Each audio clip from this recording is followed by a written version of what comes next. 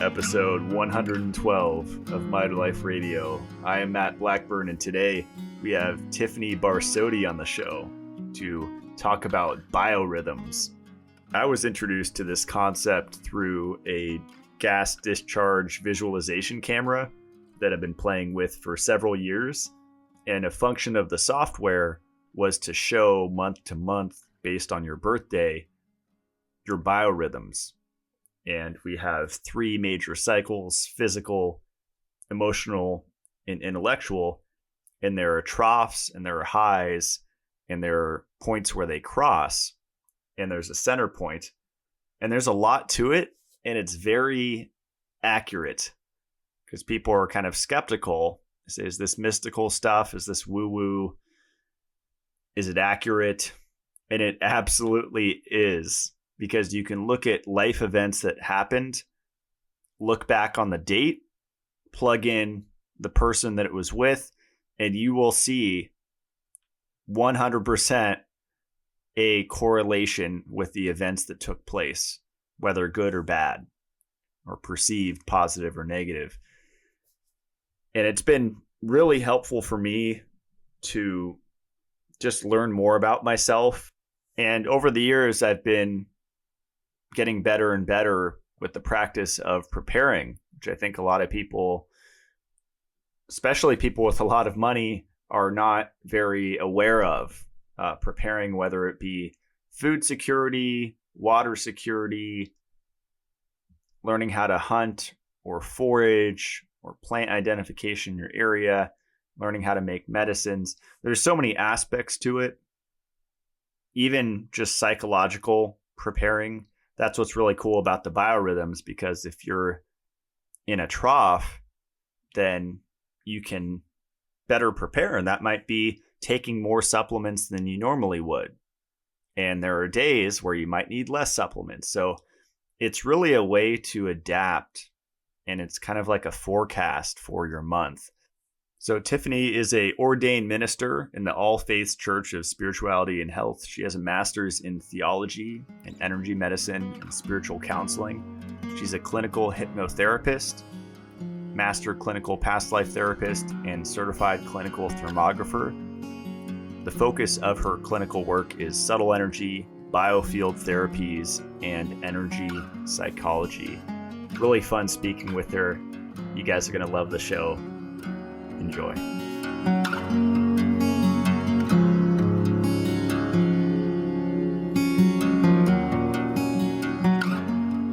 All right. We are here with Tiffany Barsotti. Welcome to the show. Thank you. Great to be with you, Matthew. Yeah, thanks so much for taking the time to come on the show and talk about biorhythms. We met in person, I think it was like four or 5 years, maybe 4 years ago, because I was studying the biophoton scan, biowell, GDB technology, and I was living down in SoCal, and we connected then, which was cool. And I kind of just stayed up on your work and website, and I'm glad I did, because you're just a wealth of information, and I would consider you a biorhythm expert. So I'm really excited to pick your brain on that today and learn more about it. I've been buying different books about it, biorhythms, how to live with your life cycles, and I'm still trying to wrap my brain around it, but it seems like a really legitimate science, right? I mean, it's kind of like a proven thing. Definitely. Well, it's been given some legitimacy because the circadian rhythms and the measurements of circadian rhythms was honored with the Nobel Prize in Physiology in 2017. But prior to that, it was just a little bit more of like this kind of social type of thing that happened in the 70s, where it's like, oh man, your biorhythms must be off. It's like you got a bad attitude or something. So yeah, there is. It's interesting because there's a whole faction of people that have heard of it but don't really understand it. And then there's people who have never heard of it and don't even know what the heck we're talking about. So, and I think Wikipedia, I think you just brought that up. I don't know. Do they call this a pseudoscience, or do they actually recognize it? Yeah, so when you search biorhythm, it says biorhythm on Wikipedia, parentheses, pseudoscience. Yeah. And it's, I mean, talk about like 1984, like mind games. Like it's like the sixth word in the article. The biorhythm theory is the pseudoscientific idea. That's how it starts off. Well, they need to update it because, it's just a little bit less than 3 years ago, it was given the Nobel Prize in Physiology. So they kind of need to get caught up here a little bit. So it's fascinating. What I will jump into and say is that, I like to say that we are sovereign over any rhythms. Our astrology, our circadian rhythms, any of these things, we can affect a change. Our lifestyle affects a change in every aspect of our lives, how it is that we live our lives. And that can change a genetic expression.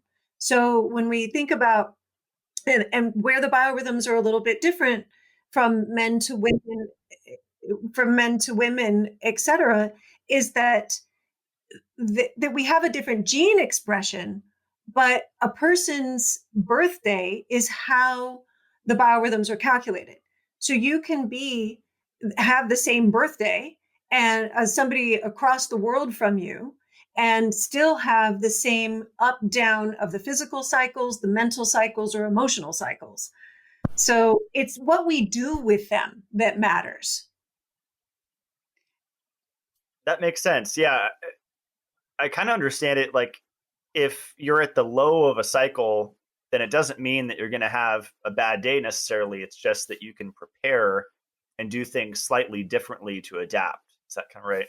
Yeah, absolutely. And this is, I'll just give you kind of an overview of what I give people when I'm going through their biorhythms and how it seems that every software has a different way of depicting. So they use maybe a different color scheme.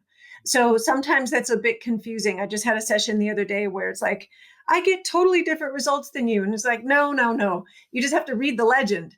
So make sure that the colors are a match. So you mentioned BioWell, and that is based on biophotonic imaging. This is a technology that I'm both an educator for and distributor for because I believe in it. And it's a Kirlian photography for the 21st century. But biorhythms are not unique to the BioWell. It's just a piece of the software that is built in. And I'm so glad they did that because in the version that existed in GDV, which stands for gas discharge visualization, that it doesn't, the gas discharge visualization, that unit didn't have this software built in. And it's so handy because when we're talking about measuring energy, literally the unit of energy in joules, Joules, the proper unit of energy, then, well, how do we quantify that based on where our biorhythms are? So let me say something that's kind of important about this because there's three main cycles that we pay attention to, and that is the physical, the emotional, and the intellectual or mental. And just the quick on that, the physical cycle, somewhat obvious, just literally how you feel. Sometimes you just don't feel energetically as resilient, or you feel like you're more susceptible to catching a cold or something like that, just because you might feel a little bit run down. And and then there's times where you feel like, man, I could run a marathon today. I feel really like my endurance I can do that hard run. I can do the long mile, there's that kind of, or I can push as needed. And by the same token, if you rob too much currency from your bank at times when you're in the trough, which I will explain more of, then you are risking that you will start to whittle away at your energy reserves. So we'll put a pin in that because that's a point worth coming back to. That cycle of the physical cycle is about 23 days. So the calculation of the math of how this is done, still based on the birthday, there's a count. So every 23 days, there's a high point and then there's a low point. And so that's the rhythm in which those days. And also for the emotional cycle, the that centers around more kind of creativity and just having emotional resilience. What I counsel people on is don't go have the really important emotional conversation that you need to have with somebody when you're in the crapper of your biorhythm emotions. It's just not a good idea. You don't have the mind, the resiliency to be able to come back from it so quickly. Whereas if you are more in the height of emotion, things may not bother you as much. It may just be like, water off a duck's back, not that big of a deal. That's a 28-day cycle. Incidentally, for if any of your listeners are young moms or parents of dads that have kids, I counsel don't try and potty train your kids when emotionally they're in the low. It's just really not a good experience for anybody. And also, maybe even in the intellectual level, because they're just not putting it together. Like, how does this work? I'm not going to fall in that thing, all of that sort of stuff. So the intellectual cycle is it's the mind, it's the intellect, it's being able to have sharpness, being able to do math in your head or come up with the word when you want it. And sometimes we have it and sometimes we don't. I counsel the CEOs that I work with, or people that run their own companies or whatever. If you've got a big heavy output thing to do, don't try and hold your board meeting when intellectually you're in the trough. You're going to look like an ass. So just, or you have the propensity, it's not we're sovereign over it once again, but you want to do the work prior to when your intellect is in the higher space, in the higher realms, so that you have that quickness so you're sort of solving problems when it's easier to put it all together. And then, so what if you have to communicate it just have a good script for yourself. Just know what it is and every once in a while, of course, there's a student or any of us that have to take a test where where intellectually we may not feel as quick. And so then we just be better prepared and know that when it's the hour for performance, we've optimized ourselves to be able to be at our optimum before that performance date. And that cycle is 33 days. So 23, 28, and 33. That's awesome. Yeah, you had a really good YouTube video, I think from several years back, where you just kind of summarized biorhythms in 3 or 4 minutes. And I really like the part where you talked about intuition, because this is something that I've been playing with during my health journey and just realizing the importance of listening to my intuition because it's always right. And we have highs and lows of it, right? And was that connected to the emotional cycle? It's actually, there's some biorhythm charts that actually calculate intuitive cycle and even aesthetics. Like, when we can, you look in the mirror some days and you're like, damn, I look good right now. There are days when that happens, but and then there's also a spiritual cycle, and those are calculated a little bit differently, less based on physiology. And I would say those feel to me at least a little bit less scientific because I just don't have as much personal data collected on those topics. I've started tracking intellectual and aesthetic and intuition. So far, the intuition doesn't work out for me at all. But what I did notice is the days where I shouldn't say at all, because when my intuition is on the chart at its height, then I make it answers more quickly. But I operate in the world as a medical intuitive, right? So this is my job. If I'm not on it, then I'm sort of failing. So, and I've really worked on this in my life. So I'm probably not the best barometer for somebody to be testing the intuitive cycle, because I am always looking and it's like, nope, I got all my stuff right today and I'm in the trough of intuition. So I don't know. Just follow it for yourself and see how it works out. That makes sense. Yeah, and I've been playing with like supplementation for years, and now I'm educate mostly on just smart strategic supplementation instead of taking every supplement that is recommended. And uh, I, I guess for me, what's fascinating with this, especially with the physical cycle, like when I'm in my trough, I'll probably take more supplements and go a little harder on my protocols than I would when I'm at my peak. Right? Like I need to like kind of do more to stay balanced. And I've been practicing with this idea for the last several months, and I feel the difference doing that. Oh, that it's a great point, Matthew, because we're talking about optimization, right? And so if you know that you're at a time where your body can do a better job at absorbing, then both absorbing light and just it's about the ability to process. If we think about these cycles as just purely that, the ability to process emotions, the ability to process information, and everything really comes down to information when we think about it as zeros and ones and all of that. But the and yeah, it's just really the ability to process anything that's coming at us and be able to have a responsiveness rather than a reactivity. And so in that optimization zone, when you're doing that, I think you're beefing up your opportunity and your chances to drive in the effects that you want to make at your physiology. I love that. And so, did it take?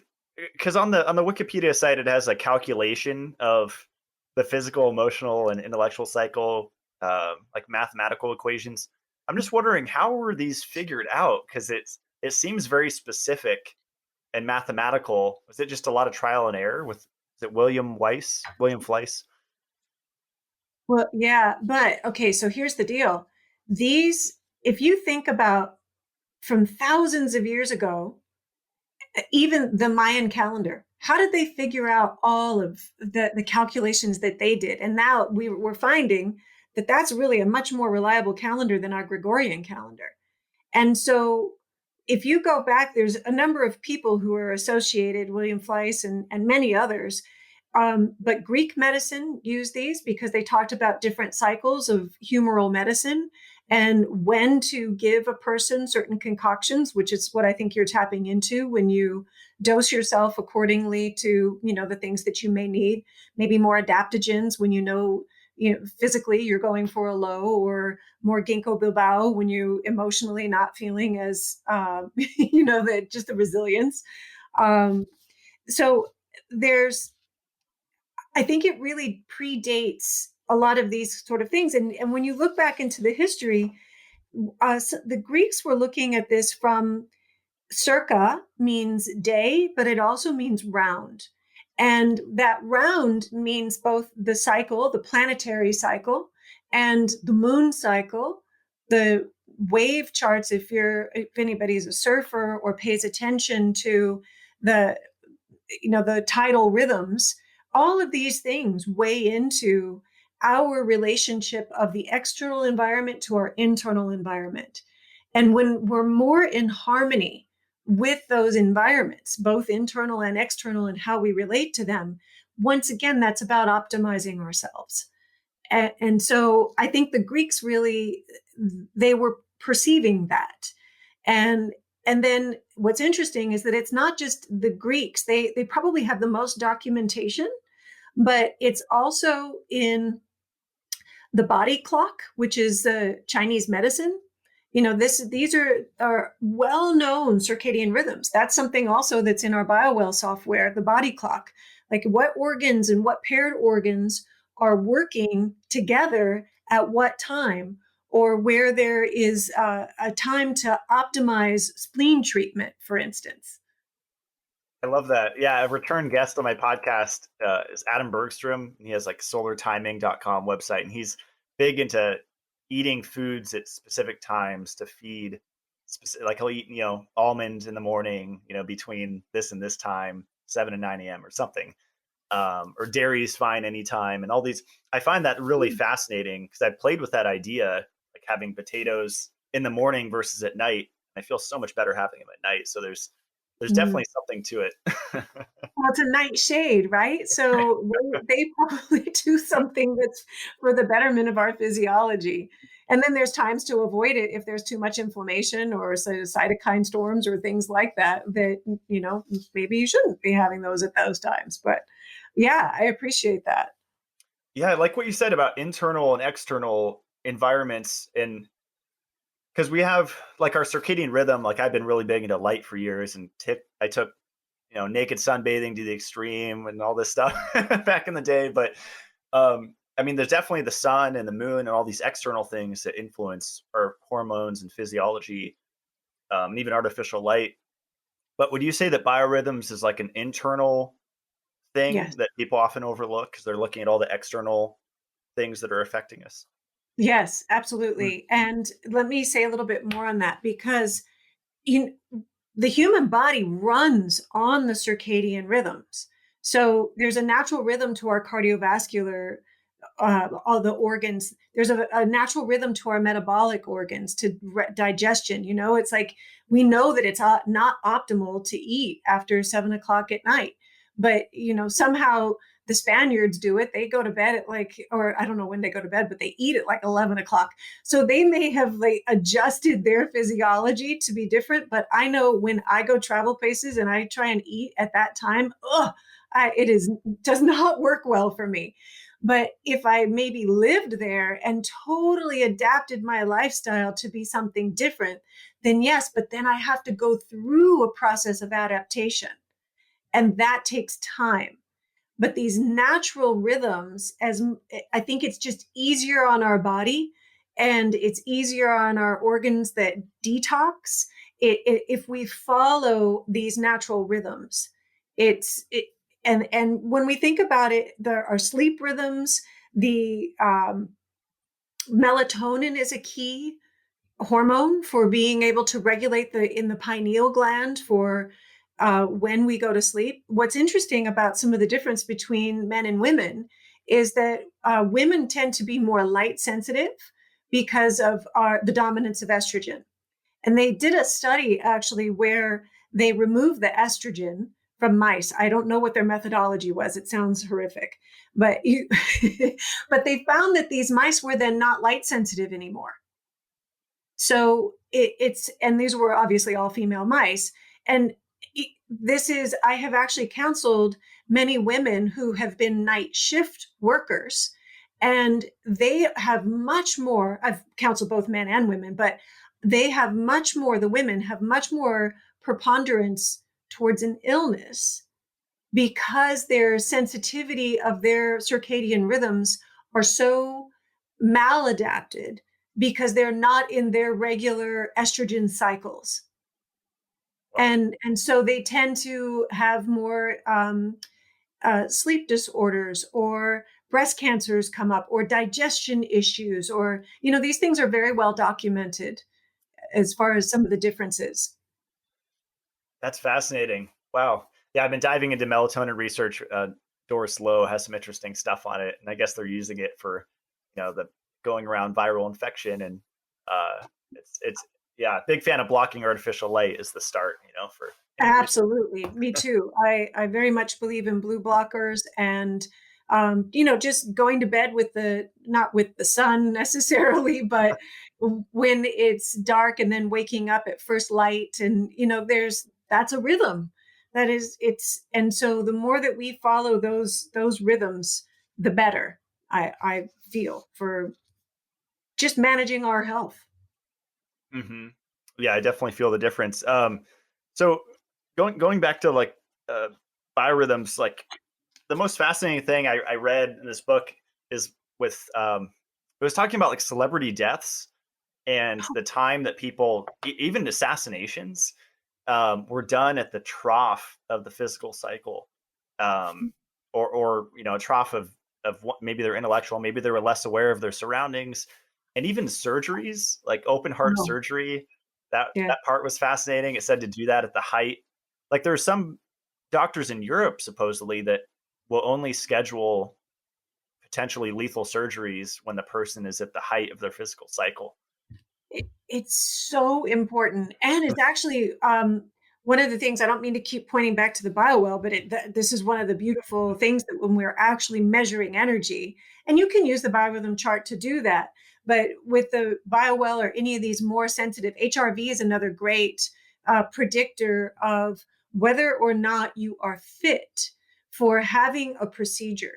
So there have been plenty of people that I have measured on the BioWell and also using HRV where they were maybe about to go get a surgery or something. And I'm like, no, you do not have the building blocks to come back from that right now. So wait until your biorhythms are high and then do all the optimization that you need to get inflammation way down, all of those things in check before you go and reschedule again, and use your biorhythm chart to make sure that you're in that place of resiliency. Because otherwise, think about this as like taking currency from the bank. And if you're already in the low of your own energy, and then you go do something where you massively cut into the body and you're asking the body to give a demand for more energy to heal, you don't have it. And so it's like you're writing checks that your body can't cash. So it's a really important feature. I'm glad you brought that up. So very highly relevant. And you getting really into your own BioWell, you will start to see that in other people as well when you measure other people. That's You're awesome. fantastic. You're healthy. You're all you need to do is just keep optimizing and you'll be fine. But yeah.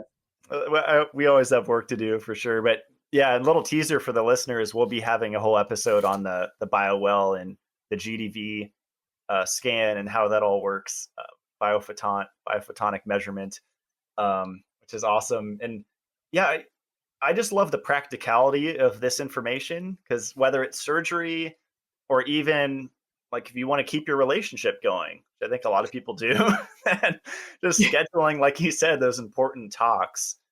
Because I've had multiple talks with ex-girlfriends where it just blows up in the first few seconds. It's like, okay, that happened. But maybe that could have been avoided if it was planned a little better, right?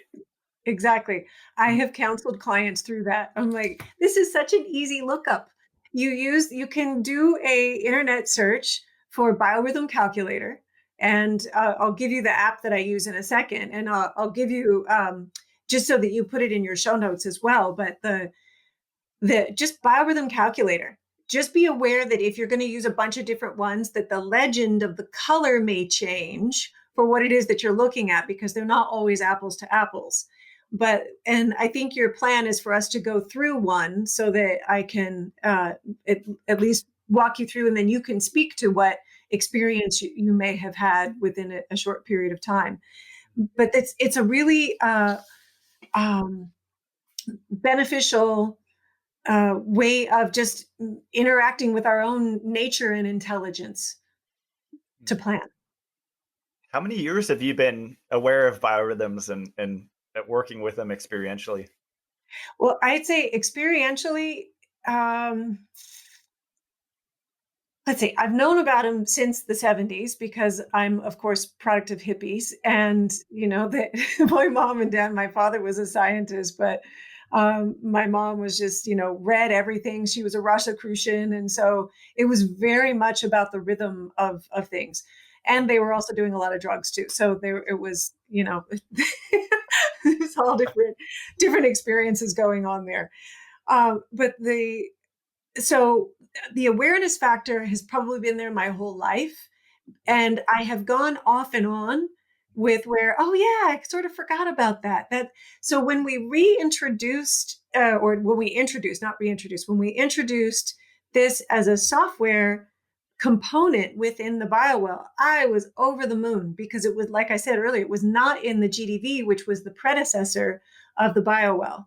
And that is much more clunky system, much more expensive. And this is just makes so much sense. We're measuring energy. Don't we want to see when the natural highs and lows are, so that I'm not telling somebody, oh, you're in the 40s today. You're you really should just go sleep for the rest of the week. No, it's like I get to be much more exacting for what I'm saying to a person based on a day.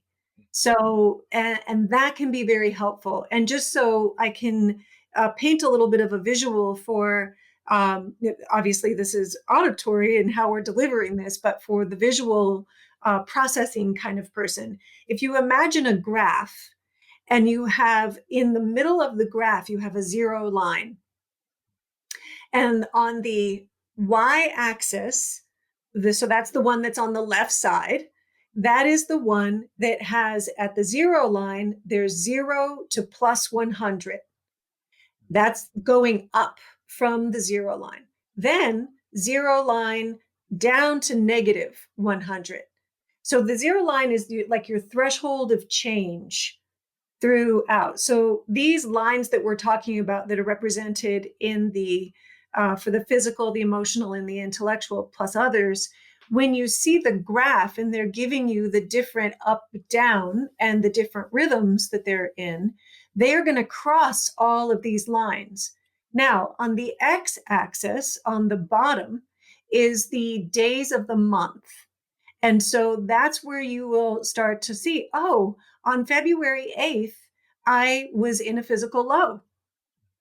And I was aware of that. And I needed to kind of maybe even take a nap throughout the day, or I needed a little extra pep in my step for something else in order to, get done what your normal sort of drive would be.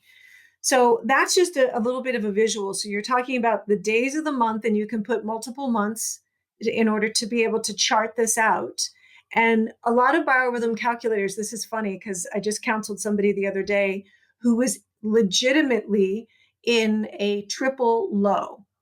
Now, what that means is all three culminating at the trough on the same day.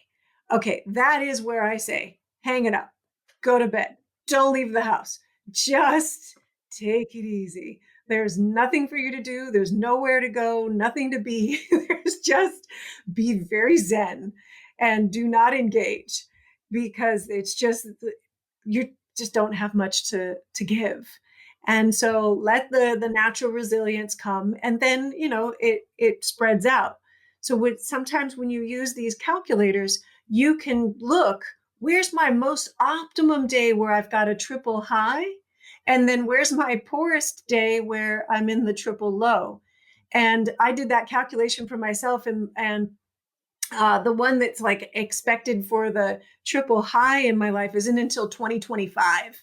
So but you can get within a couple of days. What I'm talking about is like the peak for all three to hit at once, right? So you can play with this. It's kind of fun to play with. It definitely is. Yeah. In certain months, like for me in February this month, I have no triple low, which is awesome. And I almost have a triple high. So it varies per month. And there's also, like, before we jump into my chart, there's like like when they crisscross, there's a meaning to that depending on where they're at, right? Like I was watching some guy's YouTube video, and he made a really interesting point about when we're born, and if they're crisscrossing right at the 0 point, I guess he was saying like that's a life or death thing. Like when we were born, it was like we're either going to make it or not. And so if there's a crisscross at that 0, that's that's almost like could be the most intense point on the graph. Is that correct? Or Well, that's interesting. What I have just monitored that for myself, and I didn't know that piece of information. I'll have to go dig in a little bit. What I have monitored for myself and for other people is, where is the propensity to feel the most sensitive?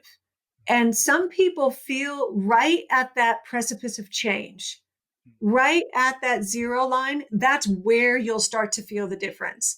And so I noticed that for myself. And then there's people that just really, they're like locomotives. No matter what you do, they're just going to keep chugging along. They're good, right? They're not the canaries in the coal mine. They're the opposite.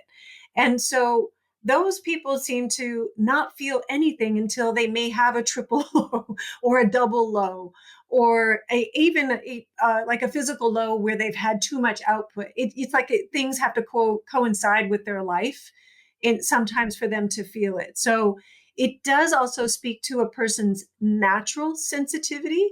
And I think the more that we walk the spiritual path, the more that we optimize our health, the more that we prime our inner sensitivities, that we may become more adept to being able to have perceptions around this.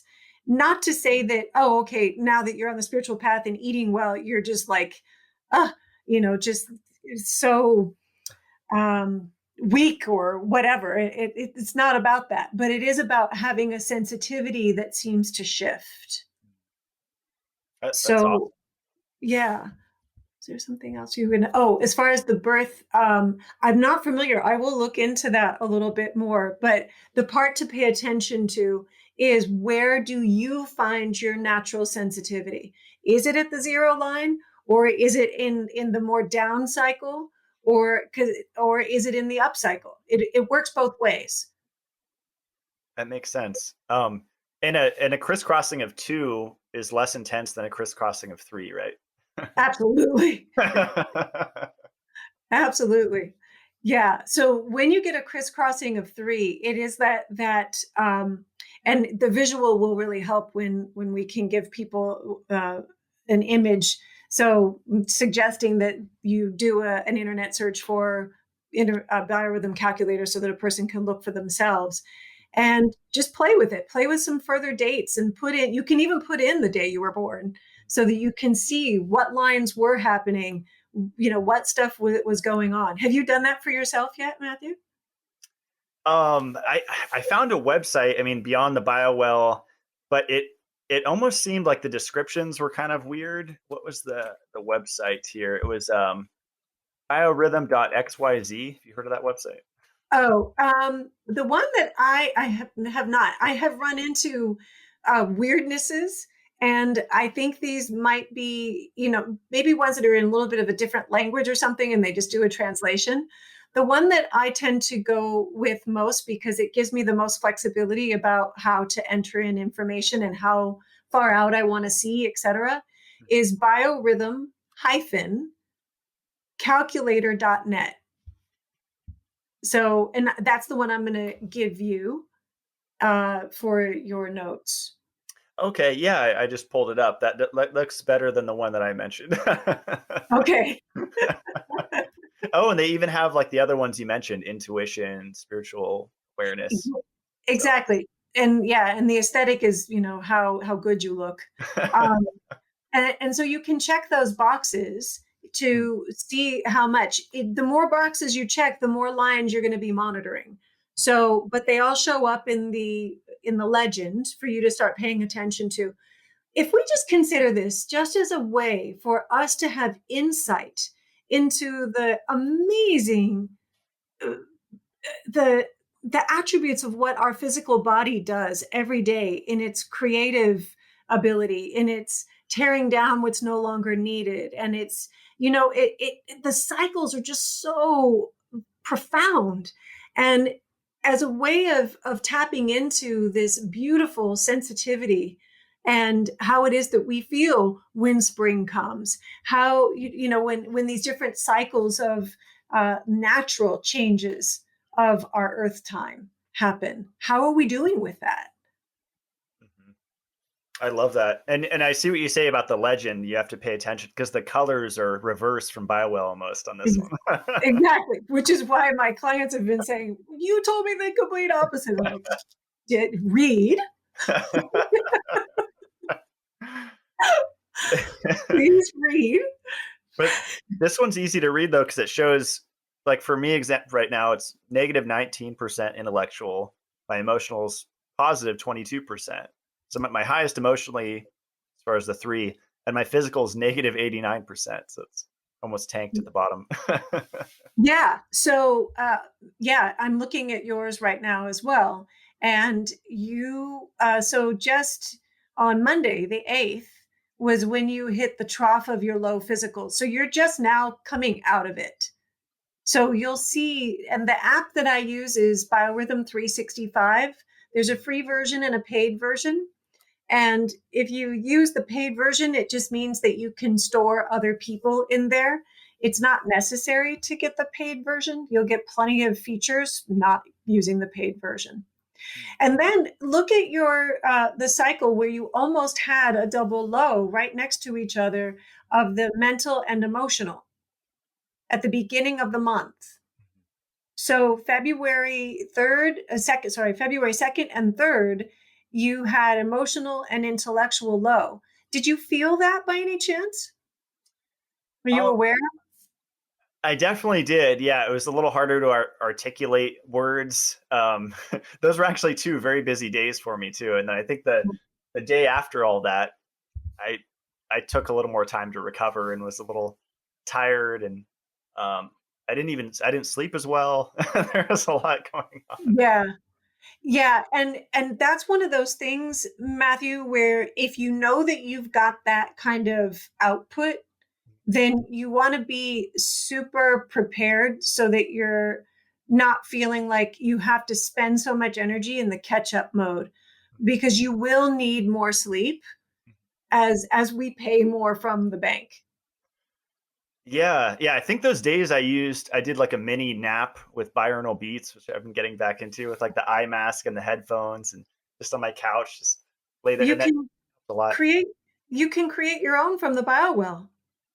That's right. Yeah, I always forget about Ah, that. it's tremendous. So yeah, I'll show you how to do that. But in a 9-minute meditation, you can with binaural beats, but these frequencies are made specifically for you. So if I listen to yours, there's no therapeutic benefit. But anyway, you can totally restore the nervous system and brain coherence left to right hemispheres in very quickly. Wow, and that's not only based off because it's in the chakra section of the, but it's based off of everything, right? Not just that, or Correct. okay. But it's predominantly psycho, spiritual, emotional, energetic, Mm, and not the physiology as much. mm, So, but if you think about the mind gives the body sort of signals, and how are we going to respond? You know, what's our mind's reaction to what's going on? Then this is another reason. And for people that don't have BioWell and don't know what the heck we're talking about, don't worry about it. Just I would say find something that feels relaxing, that just allows for a time of coherence that can come into your being. So taking a little nap and like doing a yoga nidra, or just a very, there's so much stuff like that on the internet, and YouTube things that can walk you through how to do that. Simple binaural beats. The trick with binaural beats, of course, is wearing a headset, because you need to have right and left in order for the brain to actually do that resolution, to resolve those frequencies, to make it actually do something. So that can do a lot for helping. And I strongly suggest it for kids to use before going to bed, especially kids that don't sleep well, and also who are going through, it seems like every child has a time where they are more sensitive to night terrors or things like that. It's like they're waking up other senses. And so it can be really beneficial to um, being able to have something as a treatment. I don't have kids personally, but I've just counseled so many parents on this and heard the success stories. So that's awesome. And um, as far as like physical exercise, I mean, I mostly just chop wood and carry water for my goats, and dude, I'm just always on the move and stuff, walking around. But when, like, for example, when my physical is like, for example, right now in the trough, yeah, yeah. um, I should kind of take it easy, right? Which a lot of people have trouble doing, where they're just gym addicted to working out and lifting in the gym. They just push it, even if they're sick. I've seen people go to the gym and like think it's going to make them heal faster. It's this is worth spending some moments on, because I worked with several ultra marathoners, and I watched the one that took my advice and the one that didn't take the advice. These were the two that were actually willing to do it. There's a mindset, right? And I so admire people that can go do that kind of intense, right, thing. But a couple of them were like, hell no, I don't want to know. I'm just going to do what I do. Don't give me any other information. This is my training plan, period. And the one that had followed my advice had many fewer injuries. And they're like Amazonian kind of races, right? These are like, you're out in Nowheresville, and extreme heat, extreme cold, you name it, it's all over there. So you really want all systems go. So what we did is we made a training plan based on his training plan so that he followed when his highs and lows of the physical were, so that he wasn't building up inflammatory, just inflammation in the body, let me say it that way.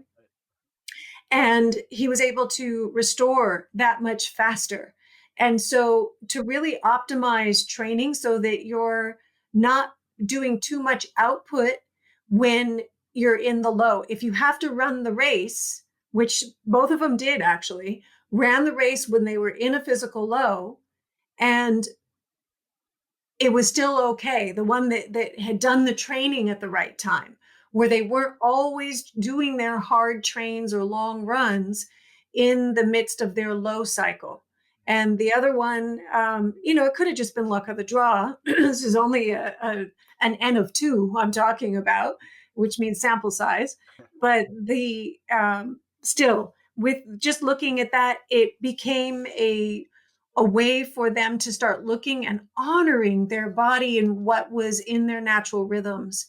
And when we love exercise, we want to do it for the long haul. Yeah, I live in the woods now too, right? You and I share that. I love being outside and using the chainsaw and the machete and tearing stuff up and, making room for the things that I want to grow and all of these kinds of things. And if I'm not paying attention, that's potentially danger. So this is why, another reason to pay attention, whether you're chopping wood, carrying water, or planting seeds, whatever. It just, why not use the rhythms if you know about them? Why not? I love the analogy you made earlier about taking currency out of the bank, and kind of like that debt idea. If you're already in low and you just keep withdrawing. And I notice people, I come from experience, so I speak out against it a lot, but the whole 1 meal a day or intermittent fasting or taking extreme keto and just these extreme protocols, which I've done to the nth degree. I think a lot of people are doing like a dry fast at their physical low, which just, they're already low and they're not putting any fuel in the system.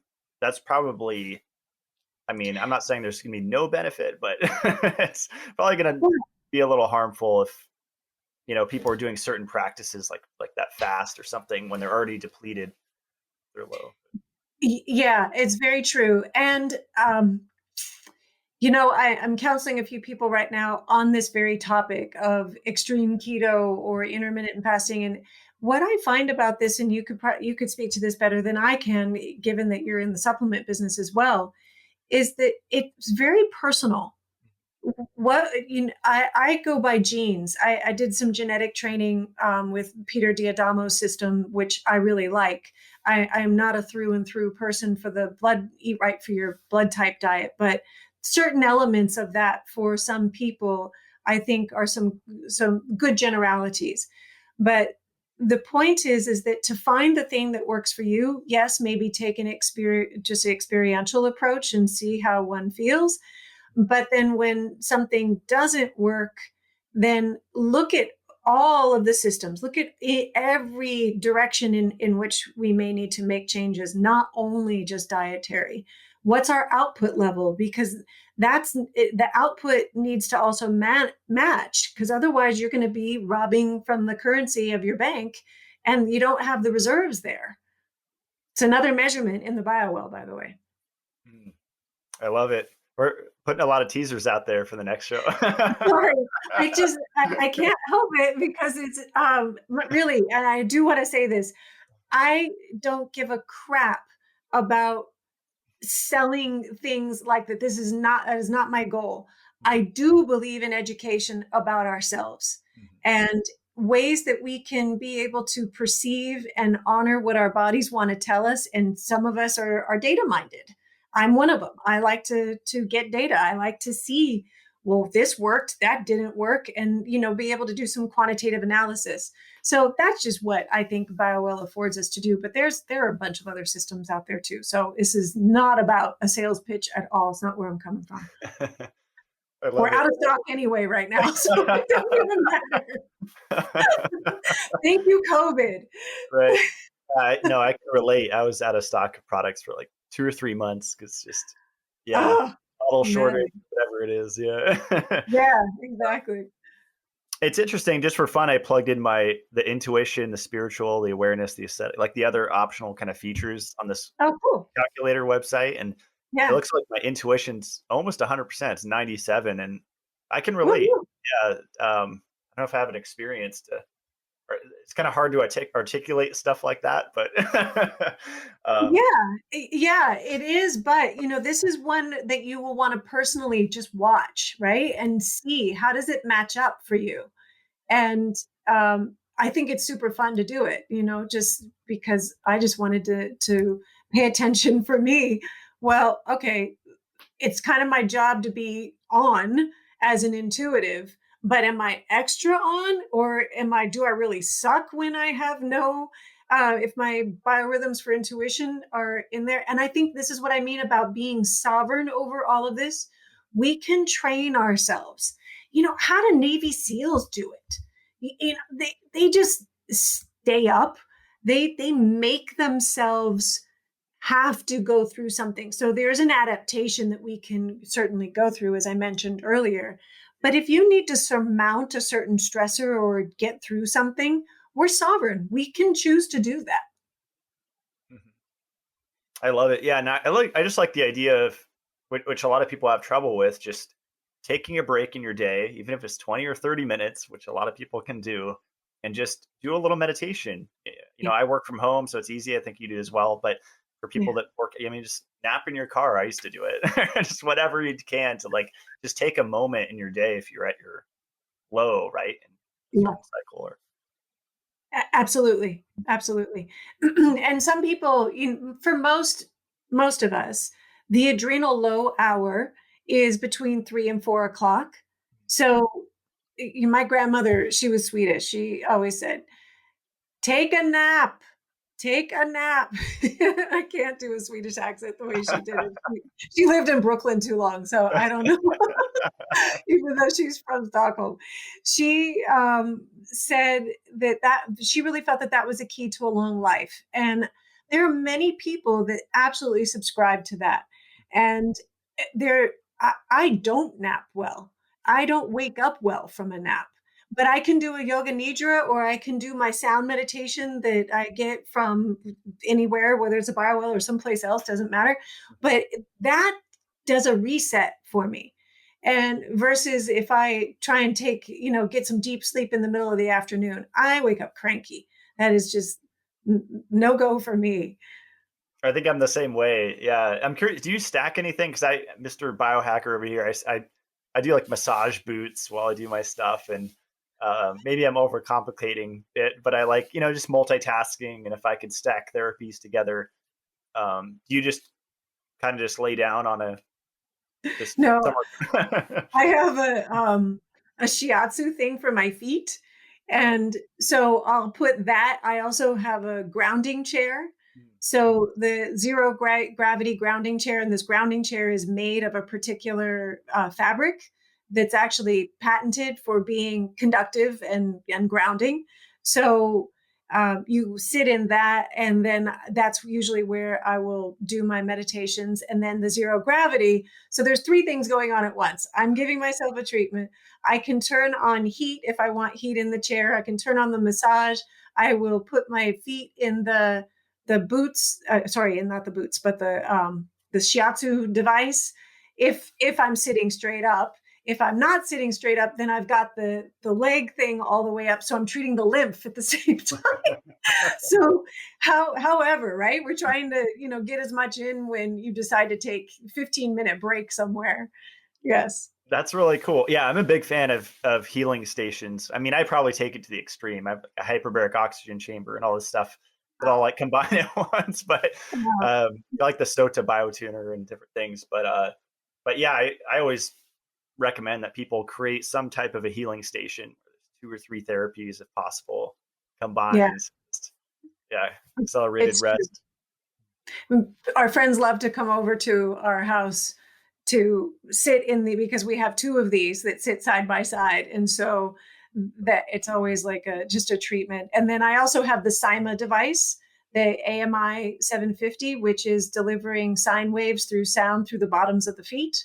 Oh. So that's a fabulous treatment as well for just bringing in the sound, and you can program it for whatever it is that you're working on. So Oh, that's cool. Yeah, right now I'm sitting on a stochastic frequencies from Sound Vitality, or it's like the Chi Institute. So this little thing, both my feet. It's great. I love it. I don't have anything going on. Sometimes simplicity is best. So yeah, it depends. Yeah, But I'll have to rig my office differently. that's really cool. Well, was there anything else you wanted to talk about with my chart before we move into the Q&A? Or Let me ask you. Hold on. Let me go to. I'll use the one. What do you notice right now as you were just talking about your intuition? Because that's a longer cycle. And if you could see the slope of that wave. So for the listeners that are obviously not seeing this, it's a huge, long wave that is wider than the rest. So you're enjoying a much sort of longer hang time in the high, if you will. And you're right at the peak was just a couple of days ago. So but this is going to be a long, nice rhythm going towards the down cycle at the end of the month. But when you contemplate that for yourself, as far as feeling more intuitive, do you feel like you know answers more quickly, or that you get an answer at all? I think, yeah, I think both. Let me try to articulate this. Uh, yeah, I guess like I guess this would be, when was I at the high since the what did you say, the fourth, maybe the fourth and the Uh-huh. fifth? No, of your intuition, it Yeah, was really the just eighth. on this 8th and 9th. Yep, Monday, Tuesday, yesterday and Monday. Okay, yeah, I've definitely, just I guess without showing my cards, since it's a public forum, I just decisions for my business, and smart protective Yeah. decisions for my business. And I'm always researching technology, so even the last few days I discovered some really cool underground stuff that I'll be sharing about. And yeah, I mean, I make a lot of phone calls every day, so I guess just Yeah. like connecting to the right people. I feel like that's been the last few days. Really important connections were made, and um, yeah, it's a tough So one to you're articulate. tiny. The timing, yeah, the No, timing no, of. no. I think yeah. Mhm. I think you Sorry. are articulating it. Mhm. And because when we're tapped in to our intuition, to that innate knowing, that our timing is like, wow, amazing. And that's the thing. But are we listening? Because we could have the impulse, we could have the inspiration. But then if we don't follow it, then great. All right. So it comes and it goes, but we didn't actually take action on it. Right. So it, but the chances to take action on something when your intuition is like lined up and right there, I think you have a much grander opportunity to catch it, if you will. And then something just for you to have awareness of, starting tomorrow, probably later in the afternoon, you're going to be at the zero line of your intellectual. Mm. So right now you're in the negative 19. And the reason that it's negative 19% is because you're still under the zero line. So once you cross over or hit that zero line, it will literally be zeroed out. And then you're going to be plus 10, plus 20 every day until you get to the peak. And your peak for the intellect cycle is 18, 19, all of, spread out for a few days there. So to optimize this timing, so the gathering of information and now when to implement, those kinds of things, that's a great match of using your intuitive cycle, and then your intellect, like, okay, deployment will happen when and how for all of these things that you looked at, right?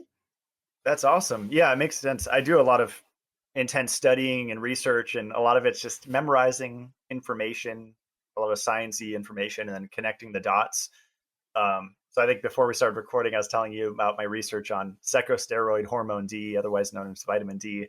Just all these, the VDR and the RXR and all these receptors and all the VDREs and all these interconnectedness of all of these different dots. And I guess the best time for me to connect those dots would be in that peak to where I'm intensely Yeah, studying it.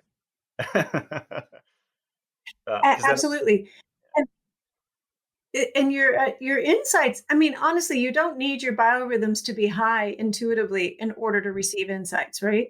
It just means that our quickness to be able to access that information may be more, you can maybe attribute to that as soon as you broadcast a question to the universe, like, bam, there's the answer, right?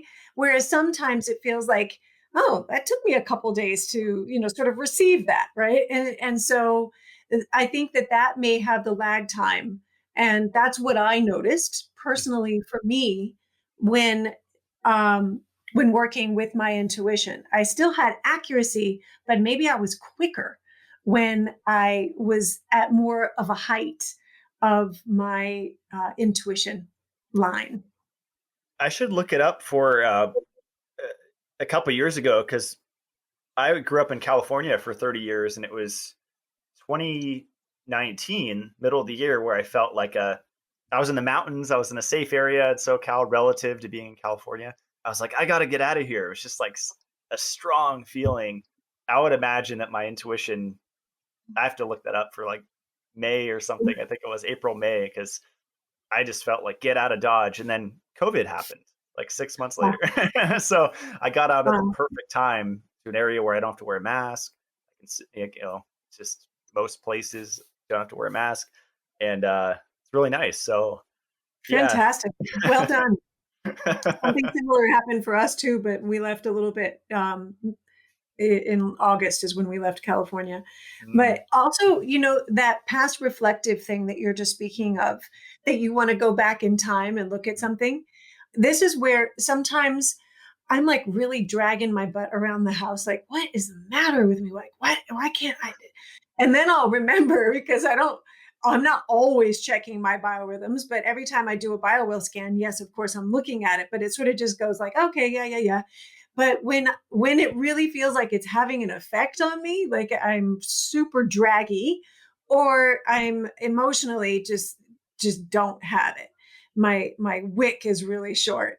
Then I will go back and look at my biorhythms, and I'm like, oh, no wonder. And I really monitor my husband's, because I have noticed that there are times I will not bring up certain topics. I know I need to be a lot more attentive to certain things, because we will stave off a lot of problems if I am just attentive to these like couple of days or a week before. And I'll make extra food. I'll do other things that just seem to increase harmony and peace. And then we ride through those more challenging up downs more easily. that makes total sense. Yeah, because there's kind of a different approach to whether someone's single or married or in a partnership, right? Because if Yeah. two people are together, then it's good to look at both biorhythms and kind of like Oh, analyze both together. And if you're single, maybe plan your dates when you're at your highs, right? Or something like that. Okay, and here, this sounds really crazy, but I there was a PT that I was working with here, and sometimes I found that she was really on, and other times I found she was really off. And I was like, listen, I'm going to tell you about the benefits of biorhythms, and it's also for my benefit. So full disclosure. So I will make my appointments with my PT when I know that she's at her sharpest and she's going to be able to figure out the puzzle that I'm bringing her that day. So it's a little bit selfish, but it works out better for both of us, because otherwise it's just frustrating, right? As a health practitioner, you're trying to do a good service, and sometimes when you're not able to come up with answers, it's a drag. That's amazing. Yeah, it. It seems endless, like the practical benefits. Maybe because I'm a Virgo, you are too, but I'm just into practicality, logical stuff. It's like, uh, so your Quantitative birthday is assessment. right. Is so your biorhythm is pretty close to mine, right? Since you're only a week kind of off, or Yeah, except I'm 30 years older. oh, right, and there's that. So I'm born in 67, and so we have different years. I'm not going to say your year. You'll have to say your own year. I'm not. I won't Eight- tell on you. 87. I'm a youngin', I know. Okay. Yeah. So yeah, it's brilliant. I love it. I love working with all you youngins. It's so funny because I feel just the same way. I don't. I don't feel my age at all. So I think anyway, not that 50. there's biological and there's chronological age, right? They're not the same. Definitely. Definitely not. Yeah. So, and obviously the healthier you keep your organs and tissue and all of that, and mitochondrial health and all of that, everything communicating well, then yeah, you're not going to feel your biological age. Mhm. That's for sure. One thing I wanted to say too is I think shortly after my troughs, I have uh, Sorry. that's okay. I have like 2 or 3 interviews as I'm starting to go down from my 3 cycles. So that's awesome. And I didn't even plan it that way, but No, you didn't plan it that way. It was planned for you that way.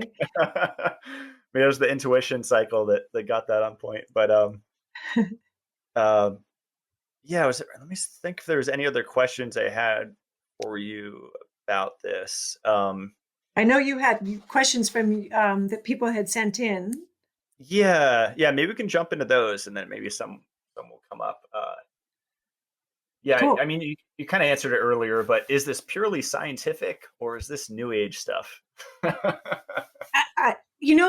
I always say, let science be by your own experience, because there's scientism, and then there's truly science that, and nothing can convince a person more than their own experience. And so have your own experience. That's what I encourage people to do. And when we speak about the practice of science, yeah, there's science behind all of this. Do we understand it all? No. Do we need more research to understand the biological differences and the genetic expressions and how all of this work? And then also, let us not forget that the microbes, we're barely human, right? Our microbiome is, we're totally outnumbered by microbes and symbiotes and viruses and everything else that makes up our human terrain. So they have their own clock too. And while I'm on this topic, it's probably something you've covered already, but when people are having where they can't sleep at full moon cycles, and it's a little different than biorhythms here, but it's worth bringing up because what it speaks to is the rhythmic clock of parasites or certain microbes that might be growing at a faster rate than the microbes that help to keep them in check, especially viruses and parasites. So there, you can do such things as like full moon diets, where you get you change your microbiome at a moon cycle for a whole 30 days or a little bit more than 30 days and watch the difference. So that's pretty fascinating too. So this is a whole area of research that is really just in its nascence. It's just in its beginning. I love that you brought up that point. That's really cool. I just blasted away my cat. Had worms like about a month or so ago, visible living around her butt, crawling around. It's very graphic. Wow. And I used a Rife plasma wave technology, just ambient 30 feet, and it knocked him out within a few days. Pretty Well done. incredible. So yeah. Well, and you hit the right frequency, obviously. So, Mhm. and that's really key as well, because, I believe that healing is resonance and so is an illness. So if we get something, there's one resonance, but nothing can happen to us, or I'll say for us, unless there's a resonance to match in our body. And so really everything is an opportunity to go deeper and heal more effectively and efficiently, I believe. Mm-hmm. That's awesome. Are, is there a good website that kind of has all the biorhythm studies? I know you said there's not a lot of research, because I pulled one up here from 1998, Comprehensive Review of Biorhythm Theory, but Yeah. it says the conclusion is that biorhythm theory is not valid, reviewed, whatever. Because when you search biorhythm, it could mean different things, right? Like they could be looking at circadian rhythm instead. Yeah, well, yeah, and you kind of can't really tease those apart because the circadian rhythm is partially built on our biorhythms. This is we're talking about really one and the same, but there's probably variations if we were to really drill down into some of the differences, like I was mentioning earlier, between male and female, and how people that are even born on the same day, but that they have a totally different expression. Well, they've got their own genetic code. They've got their own way of managing stress, they're coping. Those things are where the mind comes in. And then we have to get into the topic of psychoneuroimmunology, right? Where how the mind is affecting the body and these rhythms because we can override them. Like I was mentioning earlier about, I see the propensity for women to have the most um, dysregulated hormonal systems if they're night shift workers, whereas men don't necessarily have such a dysregulation as much. They still do get some, but it's not as damaging or deleterious to men, it seems.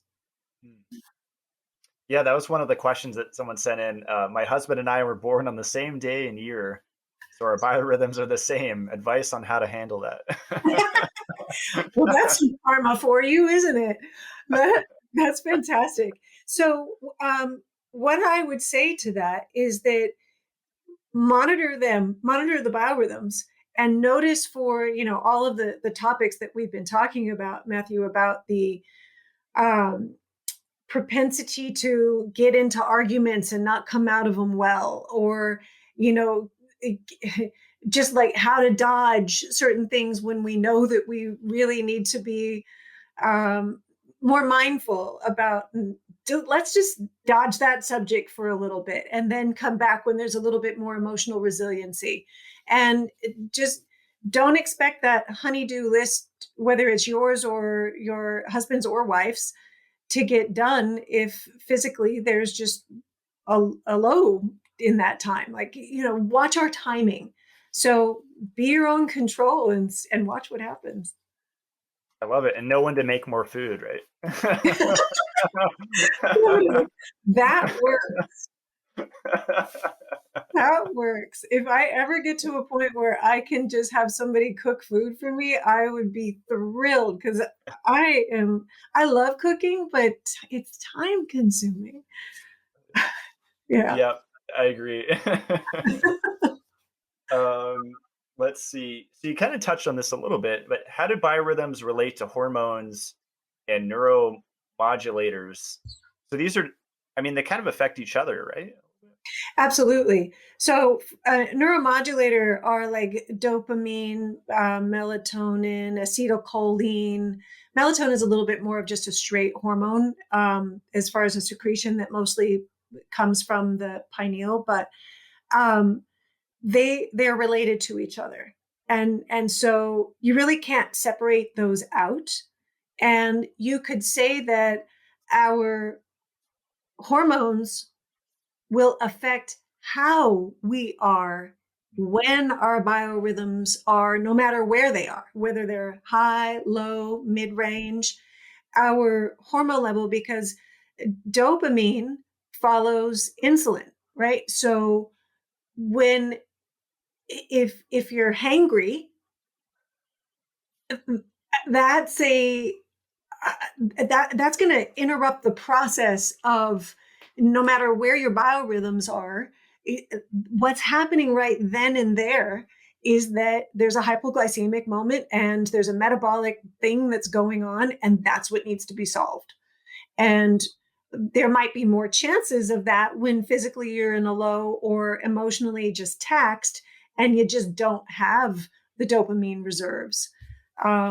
So I don't know if you get into that so much, but one of the ways that I like to help with when you know that you're low dopamine at certain times, tryptophan is a good way to increase dopamine. Not necessarily always taking it, but I like to get it through food as much as possible to not have to supplement for these things. There's sometimes when I give lectures around cancer and cancer prevention in integrative medicine settings.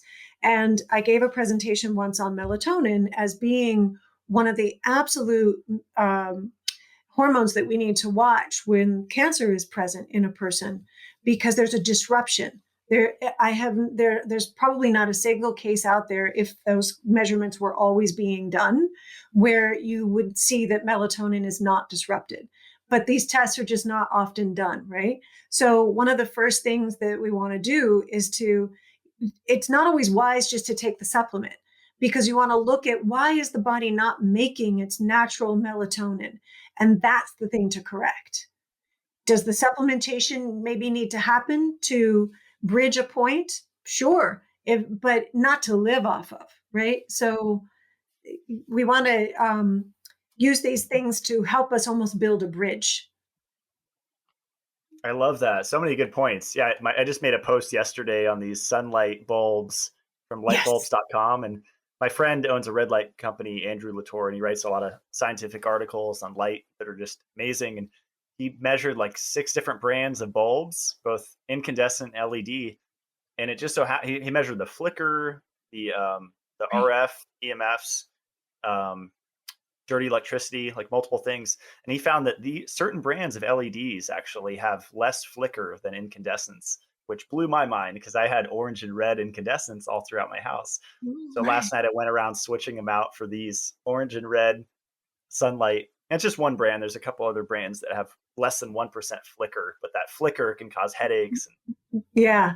and anxiety and depression. Yeah, absolutely. It's interesting because there's a rhythm. That's a rhythm. A flicker creates a rhythm that can set, different alpha beta waves in the brain, and can be very disruptive, especially at the wrong time. I too have they're not necessarily sunlight brand. I'll have to look into them, but all of the no blue light that are orange lights all over our house. So the amber color. Yeah. So I think I answered that with relating to the hormones and neuromodulators. Yeah. I loved your point about the amino acids and the tryptophan thing. Because I think phenylalanine and tryptophan are called aromatic amino acids, so they're responsive to ultraviolet light, especially. Yeah. And so I like to just go out when I'm having my espresso shots or whatever, just stand out, in front of my house. Which, even though in North Idaho it's mostly overcast, I'll get about an hour or two of sun this time of year, and so I'll just get that light in my retina Yeah. to activate that tryptophan, and it will actually, that conversion process. There's some nutrient cofactors, but a lot of it's just catalyzed by the light stimulus in the naked eye. This is one of the growing areas of science I find absolutely fascinating, of photobiology. So there's a treatment of photobiology, right, that really has a profound effect on the physiology. And this is still an area of developing science, but it's essentially using light to treat all kinds of things. And there's people that are using color acupuncture with light therapy, and as a delivery into the skin. And we think about our skin as we've got the most photoreceptors on our skin, which is why you did the naked bathing and, all of that, for getting as much as we can. And our skin's the largest endocrine gland we have. So the photoreceptors in the eyes can signal to the rest of the body. And especially when we're working with the body clock, I think that there's probably a way to even optimize that better. I'm not a photobiologist person to to speak to that really, but I think it's a fascinating area and have worked with many people. I've got several of those practitioners that use BioWell to see what the changes are that are going on with a human. So it's kind of cool. Still gathering data, but That's awesome. Yeah, I like Alexander Wunsch. He has some mind-blowing videos, I think on Vimeo, and then Michael Hamlin. Those are two that I like listening yeah, love it. to. We've got some of the same favorites. So we had some questions about the menstrual cycle. Are how are these rhythms affected by the menstrual cycle, or vice versa? Basically, is there a connection there? Yeah, there is. And in fact, actually, 28 days is known as the like pristine cycle for a woman. And then there's a difference between starting on new moon versus full moon and things like that. So ideally, you want to be in cycle with the moon, but that 28-day cycle is also part of that moon cycle. So yes, it is related. And how do they affect each other, one versus the other? I don't know that I would be able to venture to really be able to speak to that, other than yes, there is a relationship. And I think it's probably how some of these calculations were done based on a physical cycle for understanding women's change when things happen, just looking historically, as being able to actually see, oh, that system relates to the overall physical system. Oh, well, no wonder women have this happen. I can't help but bring up a joke here that makes me laugh. I think it was, I don't remember who said it. Maybe it was Chris Rock. He's a hilarious comedian, right? Because he says, how do you ever trust women? How could you trust women? They bleed for 5 days and they don't die. How do you trust women?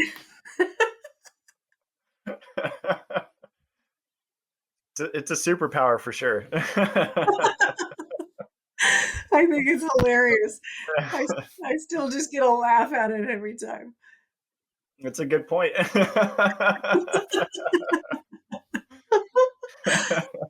Well, you not only need to trust us, you need to really follow what we say. So that's an interesting point you made about is it the 28-day emotional cycle, and that's connected to the lunar cycle? Because the moon, I feel like the moon affects women stronger than men, right? Because one of the questions someone sent in is, are they the same for men and women? But where my mind is going is, does the emotional cycle, is it more intense for women than it is for men? Well, yeah, that's a curious thing. So, yeah, because the physical cycle is 23 days, the emotional cycle is 28 days. I think I misspoke just a moment ago saying that it's 28 days. And it is the same for men and women, but as I spoke to a couple of times previously, how it is that we handle it and all the other things that, how our mindset and our lifestyle and all of those things play a role into this as well, of course. So, um, so yes, it is one of the cycles. And if we were living as women totally ideally with all of the cycles, then it would ideally be with the moon cycle every month. And some women set their menses to happen on the full moon versus new moon. And there are some differences related to that. I'm not educated in that area to speak to it. but it's between these 23 and 28 days. And in fact, there are women that I've worked with where I will ask, are you a 23-day girl or are you a 28-day girl? And so those two cycles seem to be very common for women. So That's, something to look at. that's interesting. Wow. A few more questions here. Did damaged mitochondria negatively affect biorhythms? I thought that was an interesting That is interesting. I would say it's the other way around. question. Um, that our biorhythms, if we're not honoring them of all of the ways that we've been talking about it, and you're constantly robbing from Peter to pay Paul, and you're never honoring the fact that you need your reserves to be restored, that will damage mitochondria, right? Athletes that are never paying attention to their own cycles of their overtraining or undertraining or whatever. Usually athletes are always overtraining. It's very few that are actually undertraining. That can damage mitochondria, right? There's many things that can damage mitochondria. So I think it's really the other way around. The more attentive that we are to our natural cycles, the more that we will help to optimize our mitochondria and also make sure we get out in the sunlight. That makes sense. That's awesome. I'm not sure where this question's coming from. Is biorhythm related to the ladder of emotions and high or low vibrations? I don't know what they're talking about there. Jacob's Hmm. ladder, or I don't know. I Kundalini, I think have I no know. idea. Yeah, I think I know. So the high and the low, and I wish there was a little bit, if I could engage more succinctly to be able to dive into that question a little bit more. Is this person who's asking the question experiencing more highs and lows? I would say watch the biorhythms and see if that is something that you notice for yourself. But it's not necessarily that it's the ladder of emotions, but it means that when we're in the trough, we may not be able to have the resiliency of saying, oh, okay, right now I am super angry. Can I get to frustrated instead of angry? Right? Because anger would be down further on the ladder than frustration. But it would be much too big of a jump to make to say, I want to get from anger to forgiveness. That may not happen when you're in an emotional low. So you may need a little bit more priming to be able to get the emotions to have that facility to be able to get there. That's So that's awesome. Yeah. a life goal. Yeah, I've had people chew me out, and then a couple weeks or a month later, they come back and apologize. And like knowing this biorhythm stuff kind of gives me more compassion for people, because if they cuss me out or something, knowing the biorhythms exist, I can kind of take a step back from the drama for a second and say, oh, they're probably just an emotional low, and that's why they're going nuts. Such a Just give good point. space. It's such a good point. And that's also what I was meaning about, don't have a massive expectation, whether you're working with a teenager or a young child and you're trying to potty train or you're trying to teach anybody anything new. Have some compassion if they just can't get it together the first time you show them, or you just don't have the patience to do it. It might be a combination of emotionally you're out of patience, and this person is just like, what are they, just totally dense, and they just could be just having not a sharp day, right? So yes, it's a really important point to pay attention to others, which is why I like to use the app. That's awesome. Yeah, I'm gonna put the link below to that app, and even though I use the BioWell, I want to check that out just when I'm on the go to be able to see it. And yeah, was there anything else that you wanted to cover with the biorhythms? I think that was a pretty good synopsis of it. Yeah. Just to review on the app that I use, whether it's iPhone or Android that you're using, either one, it's Biorhythm 365. And it's just, the logo is like a circle with all the primary colors in it. So I just find that it's really simple and easy to use. And then online, it's biorhythm-calculator.net is the one that I find to be the easiest to look at. It seems like whatever you search from one search to the next, whether you're using Google or um, DuckDuckGo or whatever, you're always getting different results. So I would just say, just have your go-to. That one of biorhythm-calculator.net seems to be a good one. Yeah. That's No, awesome. it's Yeah. fascinating. Go ahead. Sorry. Well, one question I had real quick, like, because I bet this is a burning question in a lot of people's minds. Maybe it's just my intuition, but the connection between, or like, I guess, astrology and numerology. I even bought a book that's like astrology, numerology, and biorhythms. Like combine them all or something. But would you say, I mean, there's something to be said about like numerology, like everyone has like a life path number, right? Like I'm a 6 and it means something and it seems to be accurate. And some people look at us, and there's was it sidereal? I can never pronounce that, or tropical. And there's all these Sidereal. different, sidereal, thank you. And there's all these different modalities, right? But would you say that this is like an easy thing? Because the other things can be kind of overwhelming, right? To look Oh my God. at. Absolutely. I'm glad you're bringing it up, because when we talk about natural cycles and rhythms, they exist everywhere we look. And certainly Pythagoras, in his brilliance of coming up with putting numbers with the alphabet and what words sound like and how they add up, et cetera. Carl Jung also added to that body of work as well, which is fascinating. I actually practice esoteric numerology. So the system that I use, we don't reduce numbers unless they're above 78. And we look at the natural cycles of every 9 years, every 4 months, or every trimester, and then every new year begins on your birthday. So that cycle, year, 9 years, and 4 months, are very informative for giving a person guidelines based on how they is it a timeout period, for instance? Is this a best time to not make any decisions, or is this like go time? And and the difference can be where, man, I feel like I need to make some decisions, and yet if I use my will, everything is falling apart when I do that. Well, there's a reason for that. So, and in my system, likely you're another number before you're a 6. So you could be a 51, for instance, and then you reduce to a 6.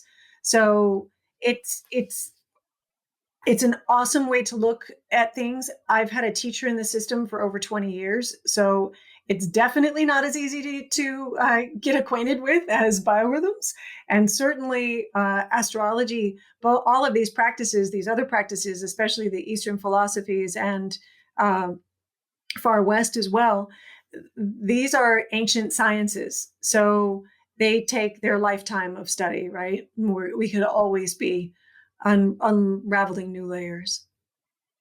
You ever see the movie? Was it The Number 23 with Jim Carrey? Wasn't that on numerology? Oh, I don't know it. I'll have to check into it. Number 23? Yeah, I remember. Okay. I used to work at Blockbuster Video when that was still around, and I remember when it came out. I was just watching movies every day. Yeah. That's amazing. That's a great place for you as a collector of information. Yeah, supposedly that Adam Bergstrom that I've had on my show, he said that's a way to work through trauma. Even like instead of like going out and killing someone, like just watching a shoot 'em up movie and playing that character, you can get those emotions out, kind of thing. I thought that was fascinating. Well, true, it's archetypal, right? Because we all have archetypes. These are sub personalities, if you will, these meta personalities within all of us. And there's a whole thing I teach on evolving ourselves out of the archetypes of survival to the archetypes of grace. This is something that I built upon from Jung's work and Carolyn Mace's work, who was one of my teachers. So I find that it's such a rich area. But this is fascinating what you just brought up, because yeah, if you can just don the Superman suit, if you can just watch I think it's a little different than if you play the video game versus watch a movie or something.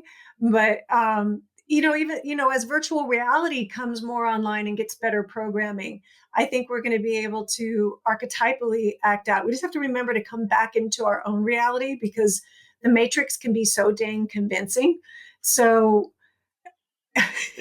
Yeah. Oh yeah.